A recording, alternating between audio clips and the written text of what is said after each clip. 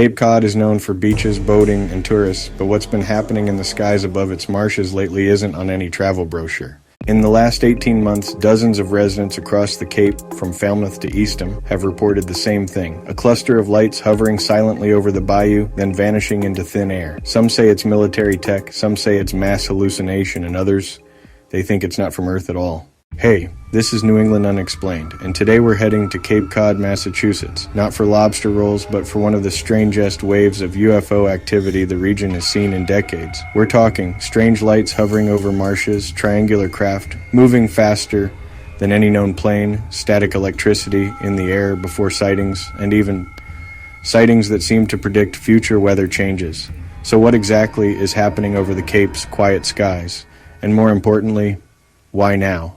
Let's rewind to the night of April 12, 2025. A Falmouth couple was walking their dog near the marsh trails when they saw what they described as 4 or 5 amber lights in a tight formation, hovering completely still, about 300 feet above the water. The lights didn't make a sound. There were no blinking aviation signals. And then, without warning, they zipped upward and were gone. That same night, similar reports came in from Bourne, Sandwich, and even as far as Chatham. None of these people knew each other. All described the same thing. Now here's where it gets weirder. Cape Cod is home to Otis Air National Guard Base, part of Joint Base Cape Cod. This isn't a secret. It's public knowledge. So naturally, people assumed the lights were military aircraft. But Otis responded to local news inquiries by saying, no exercises or aerial operations occurred during the time of the sightings. And here's the catch. Otis doesn't have any aircraft capable of vertical liftoff and instant acceleration that looks like this. At least none that we know about. So if it's not military, what is it? Some witnesses also report a strange effect before the sightings. One person near Wellfleet claimed their radio cut out right before the lights appeared. Another said their hair stood on end and the air smelled like ozone. These are classic signs of strong energy nearby, like what you see around powerful machines or maybe something else we don't understand. This has led some researchers to suggest the craft may be using some kind of propulsion we don't fully understand. And there's precedent. UFO researcher Jacques Vallée noted that many UFO sightings are accompanied by localized electromagnetic interference, including car engines stalling and phones shutting off. In other words, something is happening, even if we don't know what.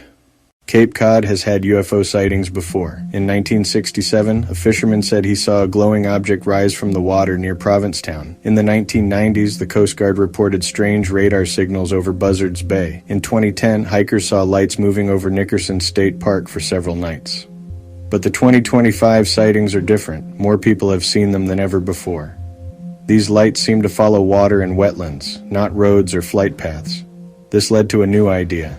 Maybe the lights are attracted to something in the marsh, or even under it. What are these lights? Here are 4 simple ideas. First, maybe they're secret military planes, but why test them where people can see? Second, maybe it's a weird weather thing, like ball lightning, but these lights act differently. Third, some think it's a group illusion, but people in different towns all saw the same thing. Fourth, maybe it's something not human. With all the new UFO news, this idea isn't so strange anymore. Even the Pentagon says, we don't know what some of these things are. Whatever these lights are, they're real, they're being seen, and they're leaving behind a trail of witnesses who aren't sure what they experienced, only that it wasn't normal. Cape Cod is a place haunted by mysteries, shipwrecks lost to time, ghost stories whispered on stormy nights, and tales that linger long after the sun has set. But maybe the strangest thing isn't in the water anymore, but above it.